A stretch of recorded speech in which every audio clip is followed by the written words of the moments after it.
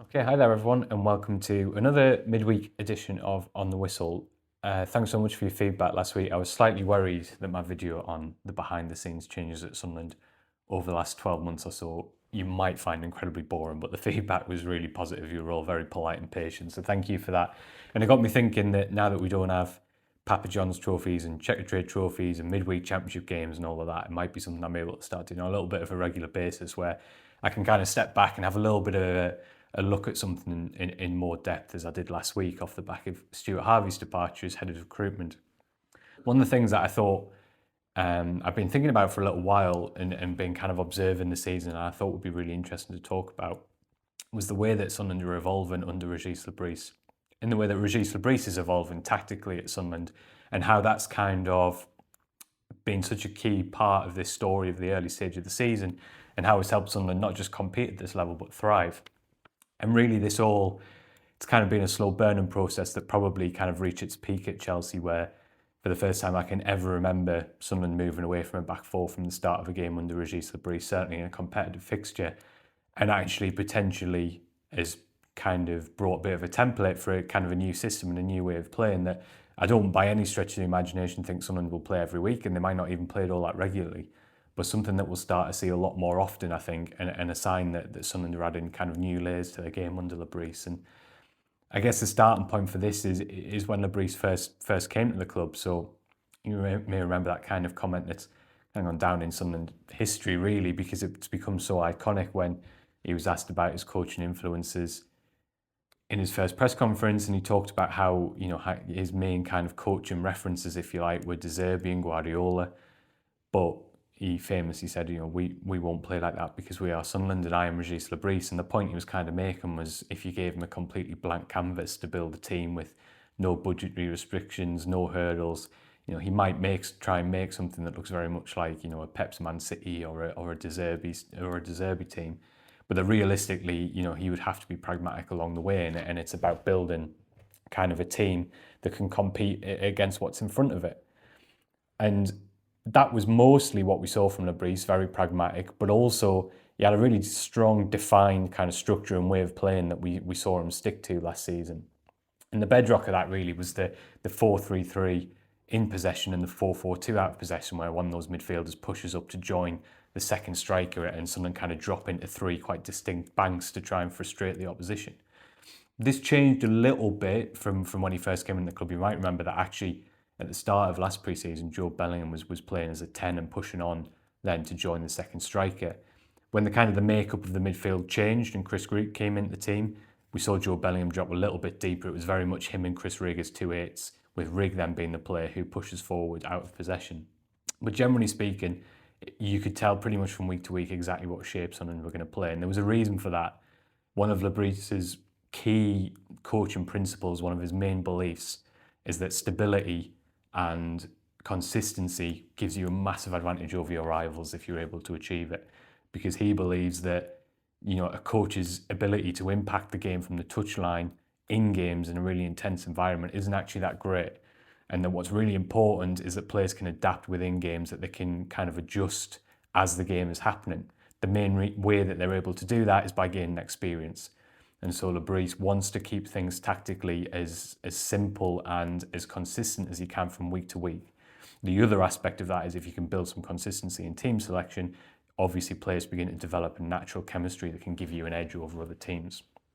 And I give all this background because I think it's really significant how this has started to slightly change this season. Not fundamentally, Sunderland still, their preferred formation is a 4-3-3, 4-4-2 out of possession.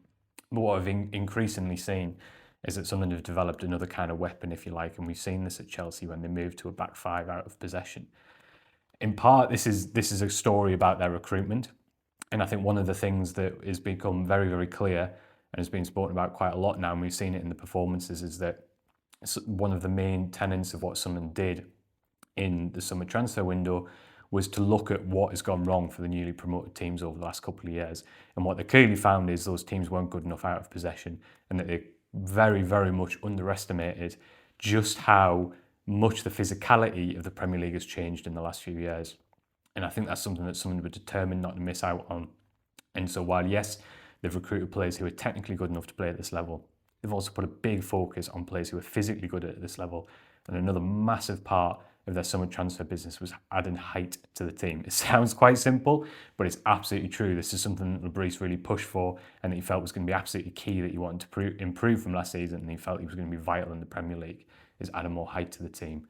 And so what have Sunderland ended up with? They've ended up with quite a lot of physically imposing defenders who can play, but are very, very athletic, very, very versatile, and it's given Bris options. And one of the key things we've seen is that by and large this season, that 4-4-2 out of possession has become a 5-4-1 out of possession. I think this is a really subtle but significant change to the way Sunderland have played, and it's been, from my eyes, one of the key reasons why they've been able to thrive in the Premier League this season.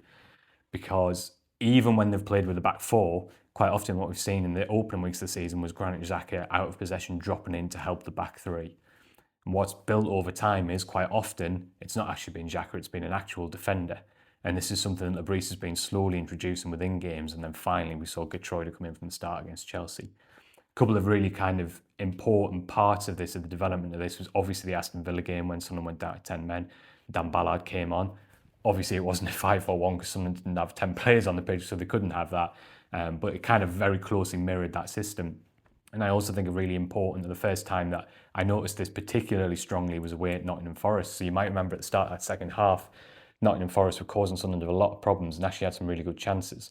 Chris Wood missed a really good heading opportunity at the back post when Amari Hutchinson crossed. But what was really interesting about that game is actually for the last 25 minutes, half an hour, Nottingham Forest barely created any chances, and I think Sunderland kind of landed on and uncovered something here, because defensively they were really strong while having an outlet in possession, and that was because they switched to this 5-4-1 out of possession. We saw Geertruida come on at wing back, we saw Bertrand Traoré play on the right wing, on the right of that four, and Adingra on the other side, who had a really positive impact, carrying the ball up the pitch, winning some set pieces, relieving pressure. And that was a key reason why Adingra and Traoré played the next week at Man United, because they'd been impressed Bris off the bench. That was obviously another game where someone switched to a back three within the game, bringing Dan Ballard on, and did really well. And I think that what we found here is Bris has discovered a way to get this real strength out of possession by switching to this 5-4-1, which means that Sunderland can play another centre-back, which in basically what they're allowing the opposition to do is to have it in the wide areas, cross it into the box, cross it from deep, because I back my three very, very strong, aerially dominant centre-halves to clear the ball. But the big issue with that, and it is something we've seen in little bits this season, although generally speaking Sunderland have found a decent balance, is that at times you can end up just kind of clearing your lines but giving it straight back to the opposition and inviting another wave of pressure. And I think this is where this new kind of shape that we saw at Chelsea was really impressive and really significant, because after the first 10-15 minutes, what Sunderland found is that because they were pushing that extra player into midfield, usually Trey Hume, but sometimes it was Geertruida, on a couple of occasions it was even Dan Ballard, by another player stepping out from that 5-4-1 out of possession, it basically looked like a 4-3-3 again in possession, and it meant that they didn't have to just lump the ball down the field. They could actually play out. They could actually create a counter-attacking opportunity and relieve a little bit of pressure. And I think that this could potentially be a little bit of a template for how Sunderland go on and play, especially against the big teams away from home, definitely during the Africa Cup of Nations when they've got some really devilishly tricky fixtures. And obviously they're going to be missing quite a lot of players. And I think it kind of is a story that reflects how a quite subtle change really is paying off for Sunderland, but I also think it's a great reflection on Régis Bris's tactical flexibility and his versatility. And it's also had one slightly unexpected factor, which is it has made Sunderland a massive threat from set pieces. Now, I'm sure many of you watching this, like me, have been following Sunderland for a long time, and we've always, or a lot of the time, felt like a team that doesn't really threaten much from set pieces, and that has changed this year. There's a little bit of fortune about this, because I don't think people really knew that Nordi Mukele had a long throw. I think that was something that was discovered when he arrived, and clearly that's a massive part of Sunderland's set-piece threat. But a lot of this isn't accidental, it is by design. So by signing really, really good players who kind of athletically and physically, who are really good in the air, Sunderland knew that they needed to be really strong defensively from set pieces, but also have a threat. Because the Premier League has changed so much and teams are using set pieces so much now that it's become a really important factor. And the beauty of this kind of 5-4-1, 4-3-3 in possession is you get another defender on the pitch and it gives you more of a threat from set pieces. I'm going to kind of underline to you now just how important set pieces have become in the Premier League and how important they've become to Sunderland. So the top 5 teams in the Premier League for XG, I'm going to give you about 10 seconds to see if you can see and guess who you think they might be. So this is the teams who've created the most expected goals from set piece situations. Doesn't really work when it's just me talking this, does it? But anyway, so it's Crystal Palace, Arsenal, Chelsea, Man United and Newcastle United. So set pieces aren't the kind of the thing for teams who are struggling at the bottom anymore. It's actually something that the teams at the top are paying a huge amount of detail to. Someone knew this was going to be vital. This is why they hired a specific set piece coach this summer, James Brain, coming in from Charlton Athletic. And it's working. So after the first 9 games, Sunderland have generated 3.78 expected goals from set pieces, which is the 8th best in the Premier League. Now, I know you might be thinking, well, 8th isn't particularly that impressive. Sunderland, I think, they're in the top, they're up there at the top of the league. So it's not particularly impressive that they're 8th for XG from set pieces. But actually it is when you think about it, because one of the things we've said consistently about Sunderland this season is that their defensive statistics are excellent, but their attacking numbers aren't very good. They are getting better and they are improving, and Saturday's performance was a reflection of that. But across most attacking metrics, so expected goals, shots on target per game, touches in the opposition box, Sunderland are generally in the bottom 5 or lower. So that they're actually in the top half for this set piece attacking metric tells you it's something that they're really good at. And if we scratch a little bit below the surface, I can show you another couple of stats to show just how important set pieces have become for Sunderland. So 42.05% of Sunderland shots, total shots, have come from set piece situations. That's the second most in the Premier League. Only Burnley have a higher percentage of shots from set pieces than Sunderland. 43.03% of Sunderland's XG comes from set piece situations. That is the highest in the entire division. Arsenal, interestingly, is second with about 38%. So that's quite a significant difference. Now, of course, there's 2 ways that you can look at this. You could look at it and say, well, I'm a little bit worried that Sunderland are a bit over-reliant from an attacking perspective on set pieces. And I think that's definitely fair. And I think you can also look at it the other way, which is to say this is fantastic planning.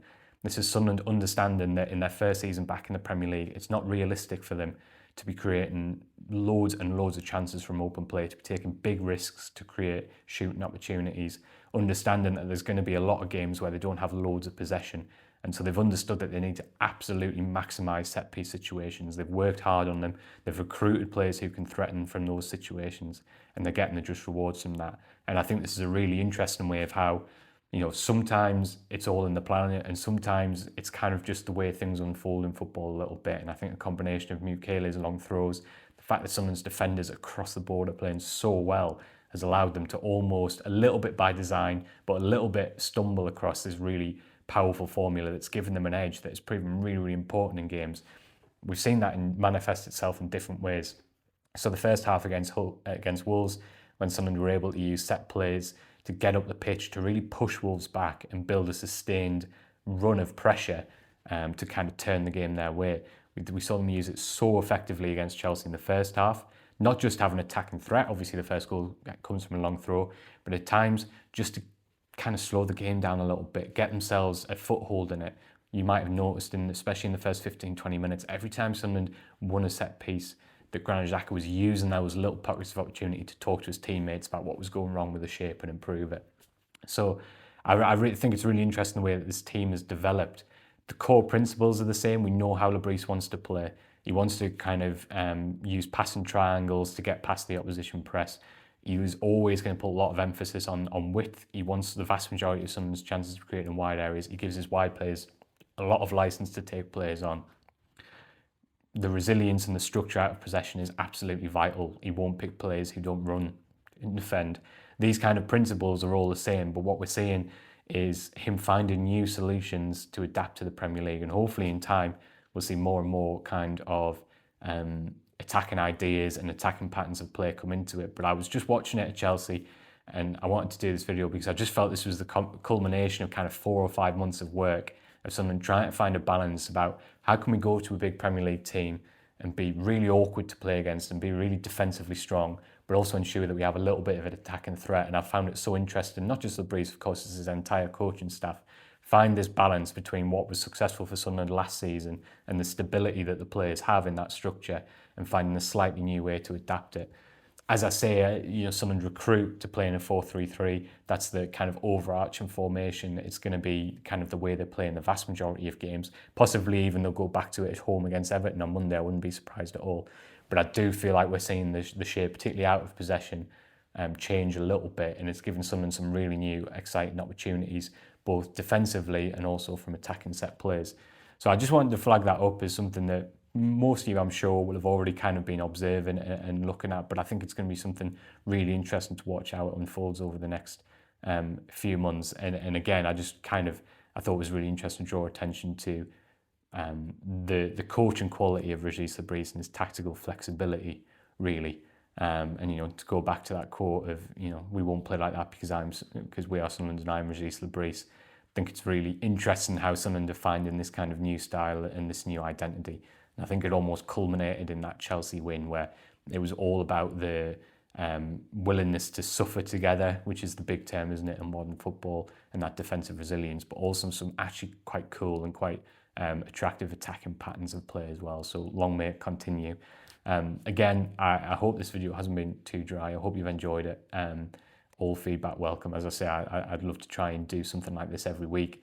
Just take a look at something a little bit different away from the matches. But of course, we will have more preview content heading into the Everton game on the Whistle, and the Raw podcast will be back after that. So keep your eyes on the channel. There'll be absolutely stacks of stuff coming. Thanks for watching.